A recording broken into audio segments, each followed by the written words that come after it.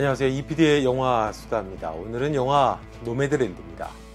영화의 시간적 배경은 대공황으로 인해 몰락한 미국 노동자들의 이야기입니다. 집도 없이 차에서 자면서 돌아다니기 때문에 유목민, 노매드라고 부르죠. 영화의 주인공은 펀이라는 여인입니다. 미국 네바다주 석고 공장이 2011년에 폐업을 하게 되면서 우편보로마저 말소될 정도로 도시는 유령화가 되죠. 남편인 보는 엠파이어에서 광부였는데 암에 걸려서 죽게 되고 펀 역시 실업자가 되면서 홀로 남게 됩니다. 공장에 들어서게 되면 공장을 중심으로 도시가 형성이 되는데 공장이 몰락했다는 건 도시 전체가 유령 도시가 됐다는 걸 뜻하죠. 결국 펀은 벤을 구입하고 최소한의 장비만을 실은 채 떠나면서 이야기가 시작이 됩니다. 이를 구하기 어렵던 펀은 한 캠핑장에서 벤을 맡기고 아마존 물류센터에서 일을 하면서 유목민인 린다에게 밥 웰스라는 인물의 유튜브 채널을 소개받고 남쪽으로 향하게 됩니다. 그리고 캠핑장과 농장 등에서 일을 하며 다른 노매드들을 만나면서 인생의 의미를 찾아가게 되고 또 상처를 회복을 하게 됩니다. 이 영화에서 중요한 공간은 집입니다. 집은 인간이 정착하고 살면서 또 자본주의 사회에서 중요한 목적입니다. 재산이 모아진 집적체이기도 하고 사랑하는 사람들과 삶을 영위하는 곳입니다. 자본이라는 거짓 선지자는 크고 넓은 집은 곧 재산이면서 행복의 척도라고 이야기합니다. 그래서 막대한 대출을 받고 그 금액을 갚기 위해서 오랜 세월 쉬지 않고 우리는 일을 해야만 합니다. 빚을 갚기 위해 살아가는 거죠. 그 빚을 갚기 전에는 어느 것도 내가 주체적인 결정을 하면서 인생을 살 수 없습니다. 집을 담보로 하는 자본은 더 많은 금융 빚을 서민들에게 부과하고 빚에 목을 매게 된 대중은 빚에 쪼들리며 살아야 하는 새로운 노예와 같은 삶이 됩니다. 조금만 삐끗하게 되면 천길 양떨어지로 떨어지는 그런 인생인 거죠. 자본이라는 시스템이 공적인 사채 사업이 됐던 서브프라임 모기지 사태는 모든 대중에게 막연한 환상을 미끼로 자본 장사를 했고 다수의 희생을 바탕으로 소수의 자본만 더욱 거대해졌습니다. 아무튼 집을 담보로 한 삶의 가치관에 금이 가게 됐고 이는 다수의 파멸을 불러오게 됐죠. 모든 것을 다 잃게 된 펀은 가야 할 곳이 없습니다. 이제는 어디든 정착할 수 없이 떠나야만 하는 거죠. 집을 잃어버린 삶은 자본의 경쟁에서 실패를 한 아웃사이더를 의미합니다.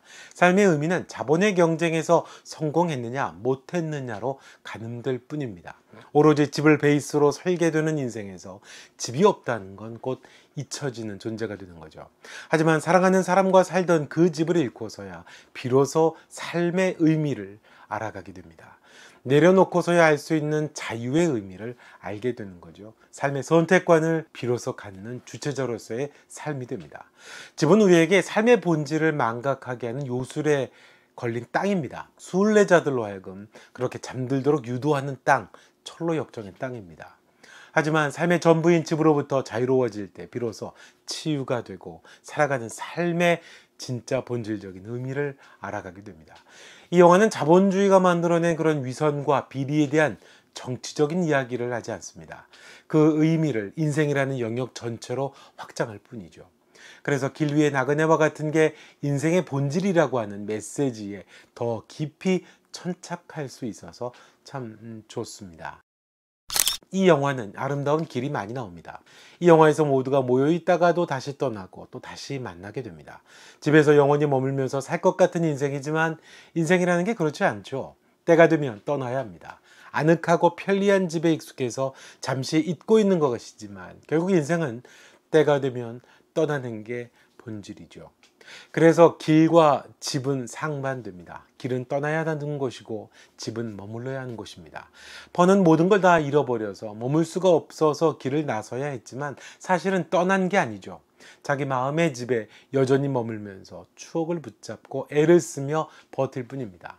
영화는 소중했던 추억인 어머니의 그릇마저 깨버리며 떠나도록 등을 떠밉니다. 머무는 것에 집착을 하게 되면 떠나야 하는 삶의 본질적인 정체성을 잊고 살게 됩니다. 길 위의 여행이라는 본질을 잊어버리게 되면 집착을 하게 되고 집착은 감옥이 될 뿐이죠.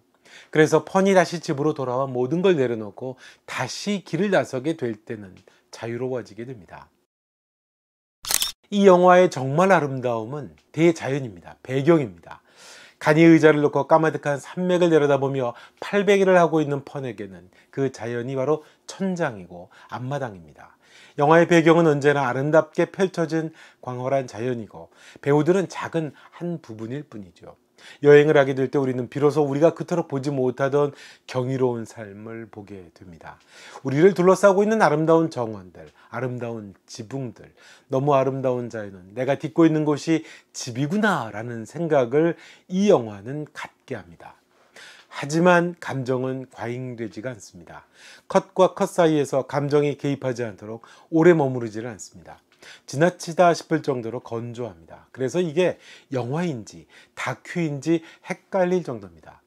대자연이라는 풍광 속에서 치유받는 억지스러운 강요되는 감정도 없고 현실감이 없는 그런 낭만도 없습니다. 유목민이 되려면 타이어를 갈아야 하고 페인트를 칠해야 하고 차 안에서 불편하게 볼일을 봐야 합니다. 아름다운 자연이 배경이지만 현실에서 부딪혀야 되는 일상은 고되고 현실적입니다. 그것이 삶을 좌절하게 하고 낭망하게 하고 불안하게 보이게 하는 건 아닙니다. 어쩌면 우리는 그런 현실적인 불안이 두려워 정착하려고 하는 건지도 모르겠습니다. 그렇다고 동정적이지도 않아요. 여기에 나오는 실제 노매드들은 일상이 불편해 보이지만 자유롭습니다. 자유하기 때문에 기꺼이 다른 일을 섬기고 돕고 도움을 받기도 합니다. 이 영화에서 펀을 연기한 프랜시스 맥도먼드의 연기는 사실 이 영화의 전부라고 해도 과언이 아닙니다. 실제로 노매드 분들이 프랜시스 맥도먼드를 노매드라고 알았다고 하니까요. 마치 프랜시스 맥도먼드를 주인공으로 하는 다큐멘터리를 보는 것 같습니다. 사막처럼 건조한 노매드의 일상과 그 속에서의 어떤 따뜻함, 모든 것을 잃고 힘겹게 지탱하며 길 위에 나선 막막한 펀의 눈빛과 뒷모습은 배우가 연기의 단계를 넘어서면 어느 수준까지 갈까 싶을 정도로 경이롭습니다. 원색적인 감정의 색깔을 표현하는 건 사실 누구나 할 수 있죠. 희노애락을 표현하는 거야 할 수 있는 일이지만 가야 하는 길이 있고 남들에게 드러낼 수 없는 마음을 숨기고 살아야 되는 게 인생이잖아요. 인생은 원색적인 감정이 아니라 그 애매하고 들킬 수 없는 모호한 경기를 이루는 색깔이 훨씬 많습니다. 그게 무슨 색깔인지 알 수조차 없는 각자의 감정의 색깔, 막막함과 고독 사이에서 길을 잃고 어찌할 수 없는 절박함에 서 있는 한 늙은 여인의 감정을 이렇게 표현할 수 있다는 건 정말 감탄스럽다는 말밖에 나오지를 않습니다. 그래서 마침내 그녀가 영화 후반 메마른 눈물을 흘리는 대목이 나오죠. 그 대목에서 저는 정말 감동적이었습니다. 보는 분에 따라서는 지루하게도 볼 수 있는 영화지만 적당한 거리를 끊임없이 지켜가면서 집요할 정도로 영화가 하려고 하는 이야기를 올곧게 가져가는 연출이 대단한 작품입니다. 시간이 흘러도 언제든지 몇 번은 다시 봐야 될 인생 작품을 바로 이런 영화를 가리키고 하는 말이겠죠. 네, 영화 노매드랜드였습니다. 다음에도 좋은 영화로 여러분 찾아뵙도록 하겠습니다. 고맙습니다.